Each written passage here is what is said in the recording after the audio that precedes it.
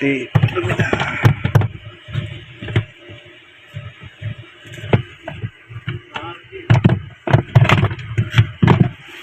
Paskan!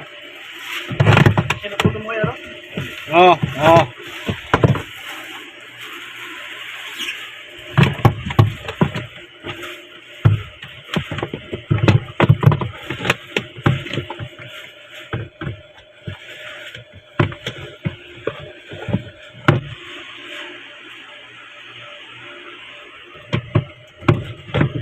Dumi na ang kanilang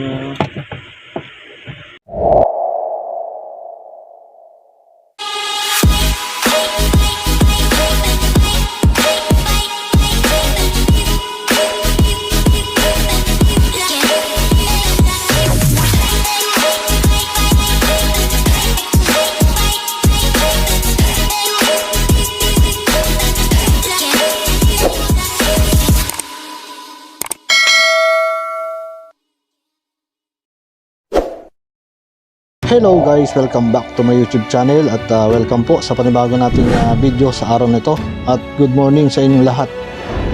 At nakatanggap naman tayo ng tawag dito sa Central at may pinagagawa sa atin na washing machine dito daw sa may kitchen dito sa bahay ng amo namin. So ngayon mga idol ay piniprepare ko na lang itong aking mga tools para pumunta doon sa kitchen kung saan naroon yung sinasabi nilang nasira na washing machine. Kasi ang sabi sa atin ay kahit nakapatay yung kanyang valve indicator para sa kanyang drain ay nagtatapon ito ng tubig. So titingnan natin ang ating magagawa kung ano talaga ang naging problema ng washing machine na yon, na kahit nakapatay na yung kanyang valve selector ay tumatagas pa rin yung tubig niya. Pero sa aking palagay ito ay marumi lang at siguro ay nasingitan lang ng dumi o nabuong sabon. So yan nga guys, at palabas na tayo ng kwarto at pupuntahan na natin yung sinasabi nilang washing machine na may problema sa kanyang drain. So malapit lang naman dito guys yung kitchen sa aking kwarto. At narito pala sa mustoda nila o sa storage nila yung washing machine na sinasabi nila. So ayan guys, sana panoorin nyo hanggang dulo upang makapagbigay ako sa inyo ng panibagong idea about sa panibagong trabaho na ito, kung paano natin ma-repair o masusolusyonan yung problemang ito. Tanggal muna natin.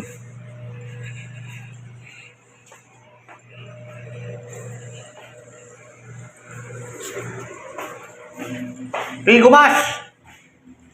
Gumas, Jowa! Gumas!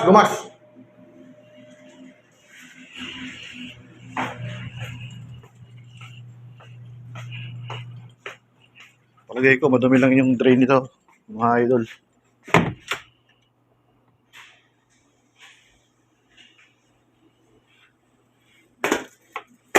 Gumas. Ada, mo ya, so? Huwaro? Ala tuluro. Ang tadahin napit, baden ro. Sila hada pa din. Ano sila lamba? Flashlight.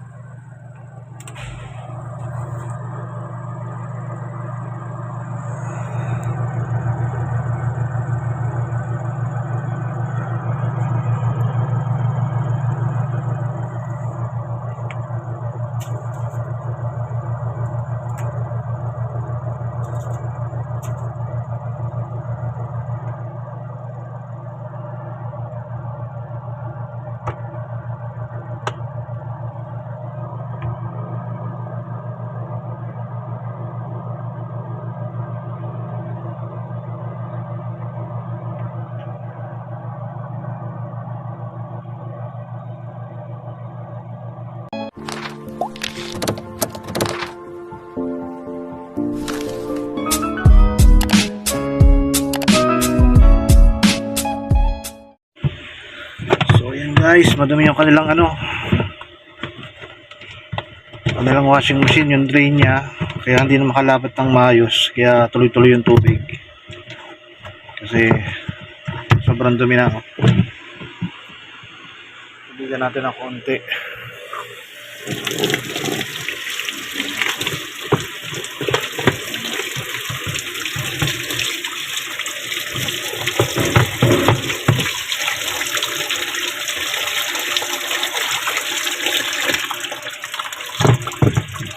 Sobrang dumi.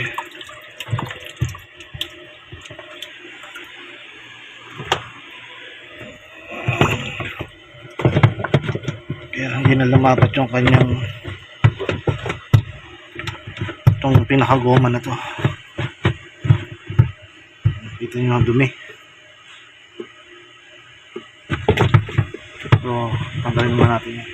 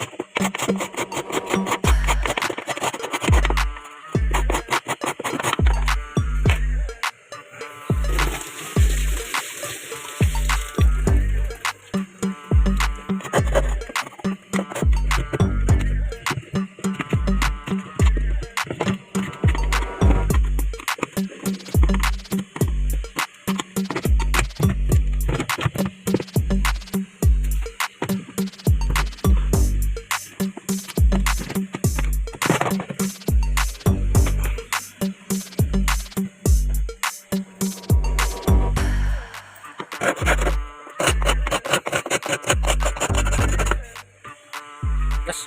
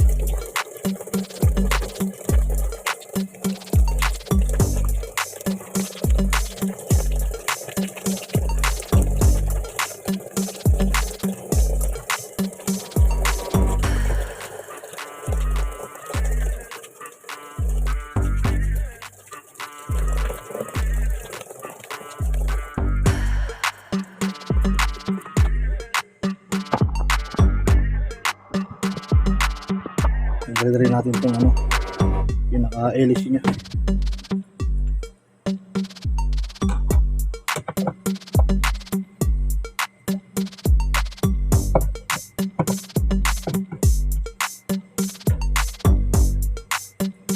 Kasi ginawa na rin natin, linisin na rin natin itong LC.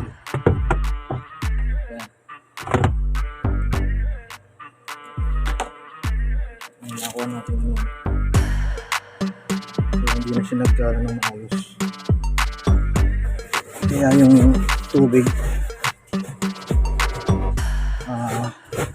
kahit hindi mo dinidrin, madidrin siyang kusa kasi makapal na yung rito sa may rubber. Kumakalang na rito yung dumi. Kaya yun ang tinanggal natin.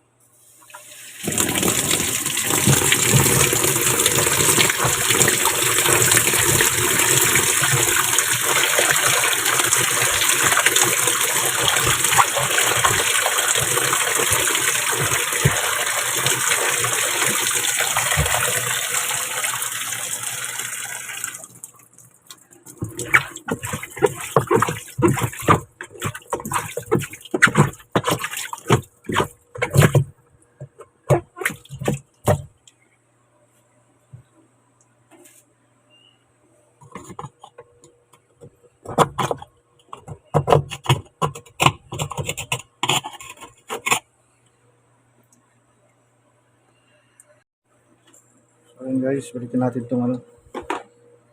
Yung kaya niya. Malinis na. So, balikan natin itong kanyang policy.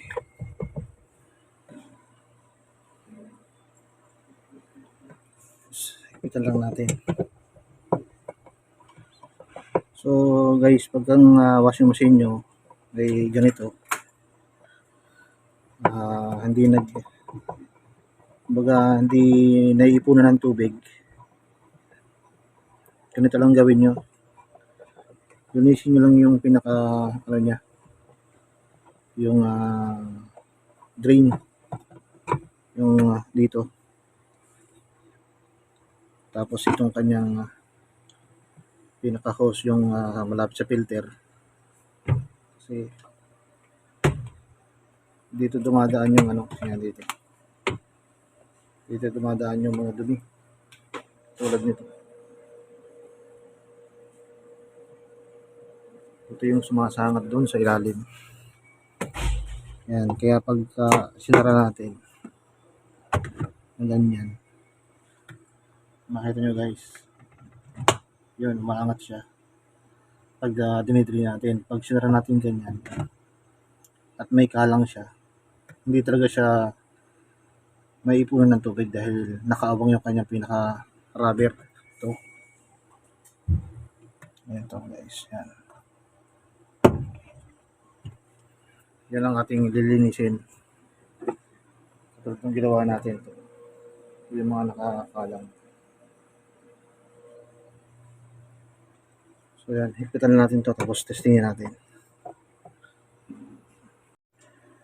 So yan guys, ito na higpitan na natin to.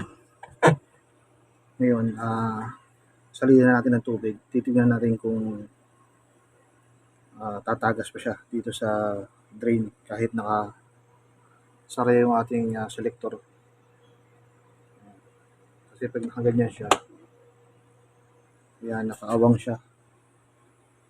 So nalinisin natin yan, kaya kailangan pag nakasara yung ganyan ay hindi natatagas yung tubig dito sa rubber. So buhayin natin itong tubig.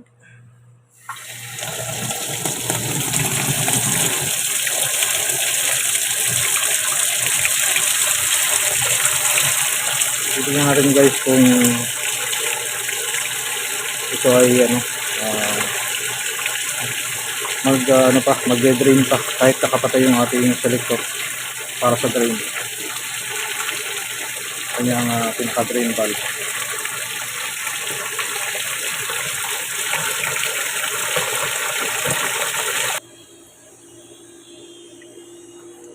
So ayan, bago natin ikabit itong kanyang cover para sa kanyang drain,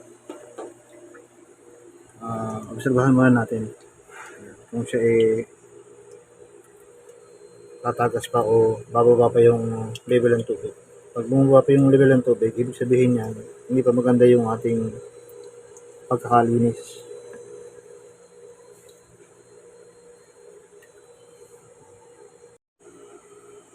So ayan mga idol, hindi na bumaba yung kanyang level ng tubig. Ibig sabihin, okay na yung ating linis. Ngayon, ibabalik na natin itong kanyang cover para sa drain. Saka yung pinagkakapitan ng filter, kaso wala natin filter kaya dumudumi siya ng sobra. Ito nyo, kaya pumapasok na dito sa ating drain yung mga dumi, yung mga tela, yung mga himulmul yan. So drain muna natin para may balik natin itong cover niya dito sa baba. Bali, tatama lang natin dito sa dalawang butas. Ito, yan, dalawa. Susaksok lang natin. So, ngayon, drain muna natin.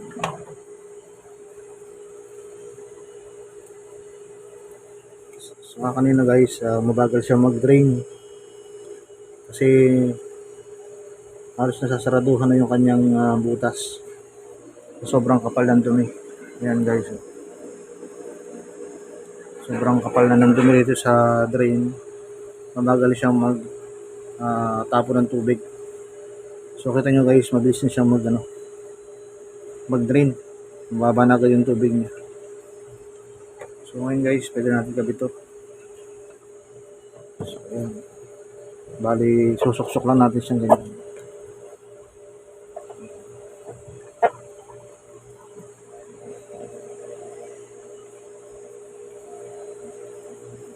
Tapos ito, ayan, tama lang natin tong clamp niya. Itong pinaka-clamp dito. Bali, ganito mangyayari guys. So ayan guys. Ayan, ganyan lang yung pagbabalik. Tapos, tama lang natin tong yun, doon sa butas. Ito. Saka ito, tama lang natin dito sa butas. Ganyan. Ayan. Tapos, tulak lang natin siya.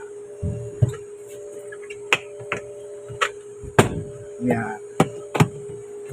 So, okay na. Salihan na ulit natin ng tubig.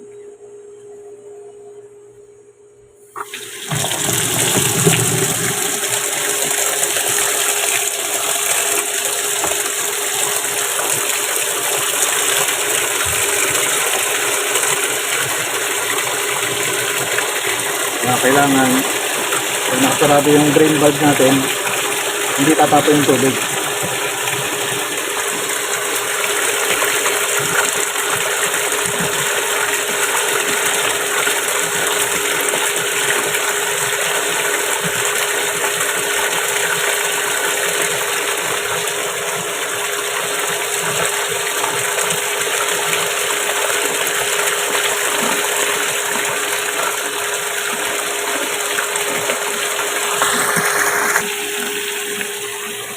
Patayin na natin.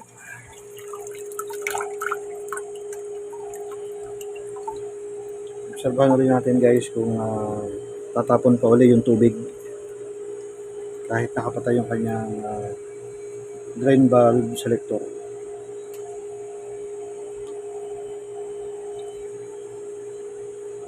Kasi kanina sabi nila sa atin hindi daw tinitigilan ng tubig dahil nagde-drain siya ng pusa kahit nakasarado yung ating drain valve. So nung trade na natin kanina, ito, nakakalang na yung mga dumi sa drain. Kaya tumatapon yung tubig niya kahit nakasarado yung drain valve natin.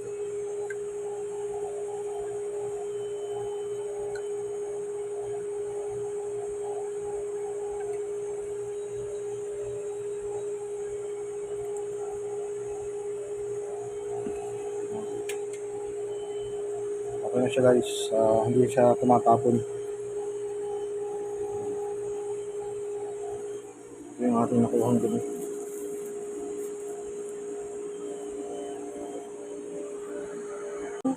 Yun lang guys yung gawin ninyo kung sakaling maka-encounter kayo ng ganitong problema sa ating washing machine.